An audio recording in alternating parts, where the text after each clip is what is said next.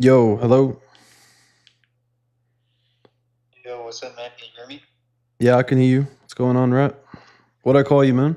Uh, you can just call me, right? Anyways, I call you I'm not Rat? sure what I was basically arguing earlier today with CJ, I think. I don't know if you listened in. No, I didn't listen to anything. So what's your argument? I pasted it in chat. I can ping you on it.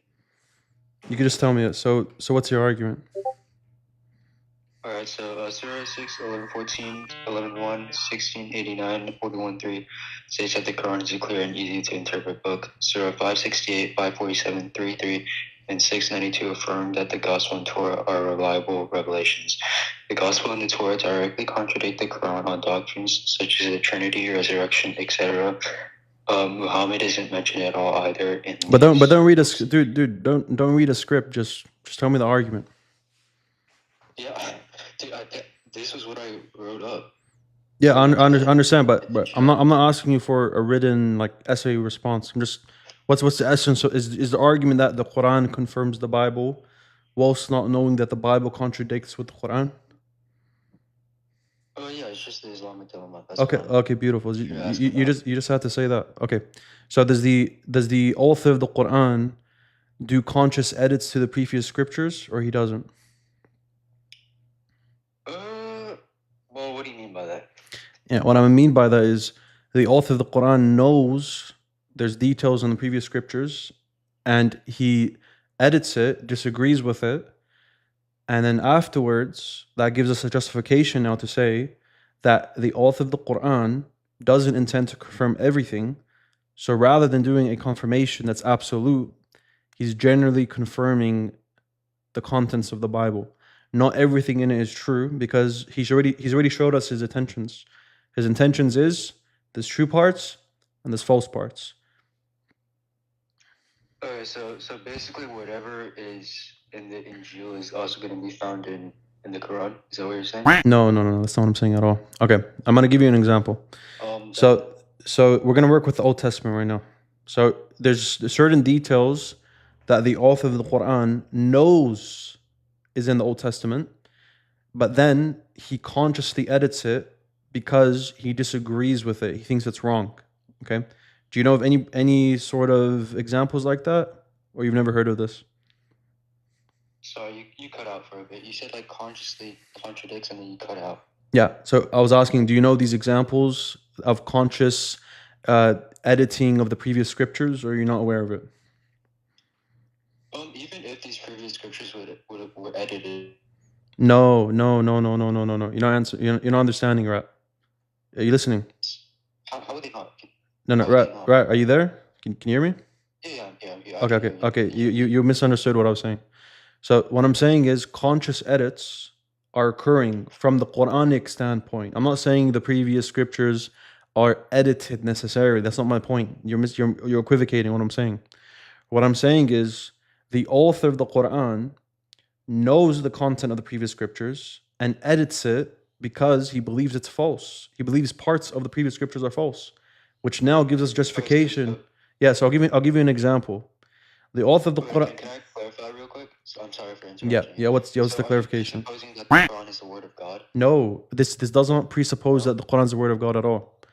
All you need to do is, from reading the Quran, you know the author of the Quran, whoever. That's why I keep saying the author of the Quran. I'm not saying Allah. The author of the Quran, whoever you want it to be, knows the content of the Torah, knows certain details he thinks is false, then edits it, which shows you the confirmation is general, not absolute. So I'll give you an example. The Quran knows the story of Moses with the bush, right? You read the Quran before? I've only read previous scriptures. But yeah, I know about Dude, you gotta. If you haven't read the Quran, you're not gonna know this stuff. Then you can't run the Islamic dilemma. You need to know the Quran in order for you to make an assertion as to how much knowledge the author of the Quran knows of the previous scriptures. Otherwise, you're in the dark right now. Okay, hold on. I'm not here to debate you. I want to make that clear. I'm here to have like a discussion. So I'm not like trying to like. That's fine. No, that's fine. That's fine, bro. I'm not debating. I'm just letting you know that if you're gonna run this argument, you at the very least need to read the Quran. It's like me making an argument against the Gospels. I say the Gospels say Jesus isn't God. You ask me, have you read all of the Gospel of Mark? I say no, I haven't. See how that doesn't match up? You need to read it first. Okay. So, Okay, so you mentioned the burning bush. What does that say about the yeah. Quran? So in Exodus 4:6, it says in that narrative, when he took out his hand, the skin was leprous, full of disease. It had become as white as snow. Okay. In the Quran, it says, and put your hand under your armpit. Same story about with the burning bush. And your hand will come out shining white, unblemished, without disease. Okay. So the Quran knows the content of the Old Testament. It knows that he says he was leprous. And then the Quran denies it outright. That's a conscious edit. I can give you tens of other examples of that, which now shows us whenever the Quran says it's confirming, it's a general confirmation. It's not an absolute confirmation.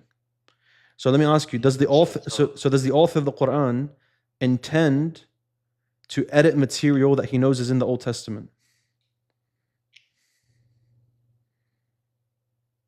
I think you're presupposing that the Quran is the word of God. No, I'm not. What I'm trying to say is, dude, I'm where did I in my argument? Where did I presuppose it's the word of God? Tell me. I think you strawman my argument. Let's back. No. Before you tell me the strawman, you already told me I am presupposing the Quran is the word of God. Where did I presuppose that within my argumentation? Please tell me. Just because the Quran has similar stories to the Bible or the Torah doesn't make it divine. Dude, what? That's not my. No, wait. Dude. Oh my days, that's not my argument. Listen, the author of the Quran knows stories from the Old Testament, correct? We're not presupposing it's divine or anything. It's just it's not really. He doesn't have to be from God for it to take stories from the Old Testament, right? It's taking. Okay. Beautiful. It's taking stories from the Old Testament. So he's affirming parts of the Old Testament, obviously because Moses is near the burning bush. He has his stick. God is speaking to him. So there's confirmation there, right? Yes. Dude, we're building it up. We're building it up. Dude, right. We're building it up. You tell me because you told me I presupposed the Quran's from God, which I really didn't. So we're taking it step by step with you, and I want you to tell me where I presuppose it. So let's go back. So you already agree with me. The author's taking details from the Old Testament. Okay. The author confirms parts of the story, such as Moses meeting God in the burning bush, right? Agreed? Yep. Okay. Tell me where I presuppose is from God. Okay. That's the second stage. Third stage now. The author of the Quran knows the Old Testament, knows the story, confirms parts of the story. Now here's the last part. He negates part of the story that he knows is in the Old Testament, which is that Moses' hand was leprous. He says it was not leprous. It was not full of disease. So the Quran doesn't confirm everything in the Old Testament. You agree with that? Yeah, but the Quran can also be wrong. Okay, that's a whole separate argument. That's a whole separate argument now. From the author's I'm gonna allow. Yeah. By the way, we'll get to it. We'll get to it. Yeah, we'll get to it. We'll get to it. My point right now is from the author of the Quran's perspective, he doesn't intend to confirm everything that's in your book. Agreed? Okay, so only parts. Yeah. Okay. Okay, only parts. Okay, beautiful.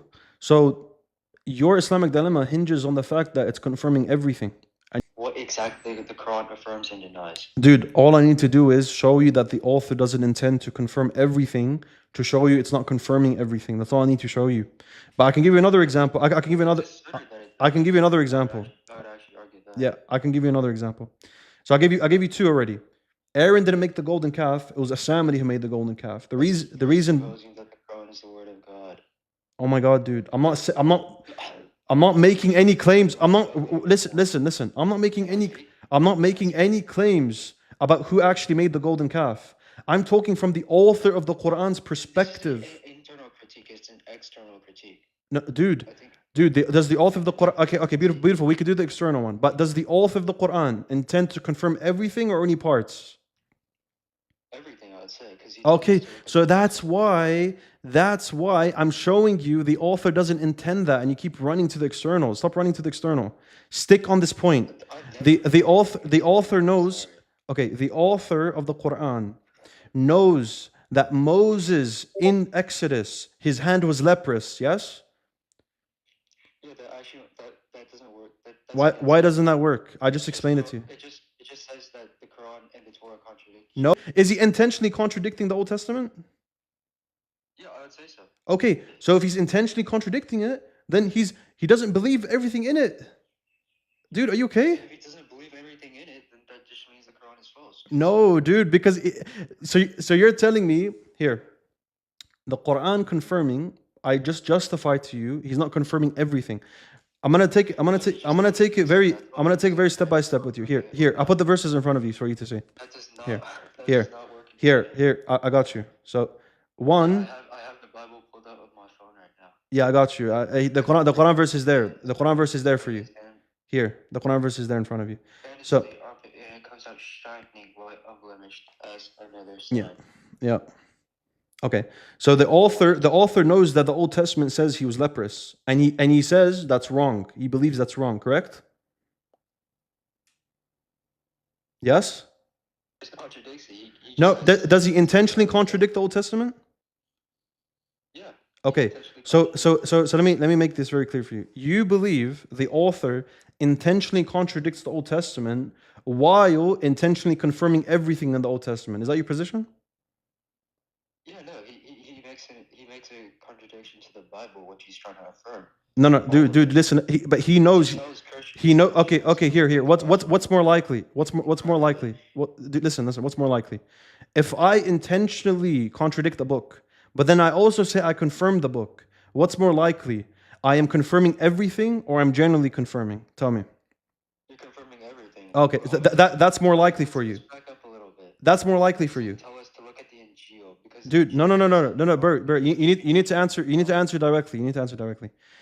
If I'm going to give you an analogy, if there's a movie me and you watch, and I tell you, bro, listen, that part of the movie I didn't like. That part of the movie I didn't like. But then I tell you, listen, I believe that movie was good, but that part I didn't like, and that part I didn't like. When I tell you I think that movie is good, am I saying I believe everything in that movie is good? Is that more likely? Or is it more likely I'm saying generally that movie was good? Tell me. Again, I just believe it. Get out. Get the hell out, dude. Oh my God, you cannot be this slow. You literally cannot be this brain dead. Next time. You're a Christian, right? All right, you were asking for a I don't have to give that. I don't have to tell you. your friend already told me, so I know you're Christian. I know you're scared. It's okay. See how you tell Muslims Prophet Muhammad is not in the gospel, and you guys don't know your own book, your own gospel. So if Jesus said, no one is good at by being very cringe right now. You yourself said it's the temple destruction. Then you noticed, yes, you're so glad you're very disingenuous. You know why? Because all this is recorded. So it's good that your name is Rat, because you're really showing you're a rat.